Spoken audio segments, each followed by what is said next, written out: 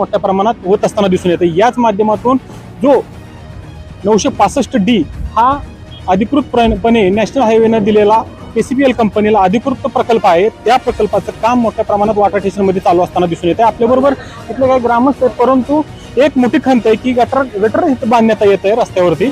विकासाच्या दृष्टिकोनातून हा मार्ग चाललेला आहे, नॅशनल हायवे वॉटर स्टेशन मधून मार्ग चालला, परंतु इथं निकृष्ट दर्जाचं काम नॅशनल हायवे करताना दिसून येतं. ही KCPL कंपनीला काम देण्यात आलं, परंतु 3 ते 4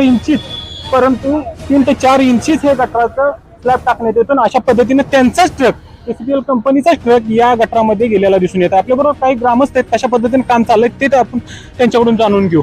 दादा काय सांगाल, हे कसं गटर चाललंय, काय वाटतंय तुम्हाला? हे काम एकदम हे निष्क्रिय काम आहे, निकृष्ट दर्जाचं काम निष्क्रिय दर्जाचे काम आहे आणि हे भविष्यासाठी हे त्रासदायक आहे, 100% त्रासदायक आहे. ताप वगैरे झाला तर परत ताप होणार आहे वाहनांना.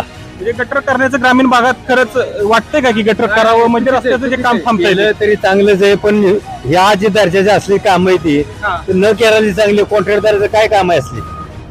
KCPLचं काम आहे ते चुकीच्या पद्धतीने चाललं. हा, खाण्याचा धंदा असा का बाकी नाही का? तुम्ही काय सांगाल, जे आता तुम्ही बघताय काम कशा पद्धतीचं वाटतं तुम्हाला? काय बरोबर नाही का तो? एकदम खराब आहे. खराब राहतो. भविष्याच्या हिसाबाने केलं ना, एकदम सरकारकडे काम आहे. ताप वगैरे तुम्ही काय सांगाल, जे KCPLचं काम चाललंय इथं, आता गटराचं काम चाललंय 3 ते 4 इंच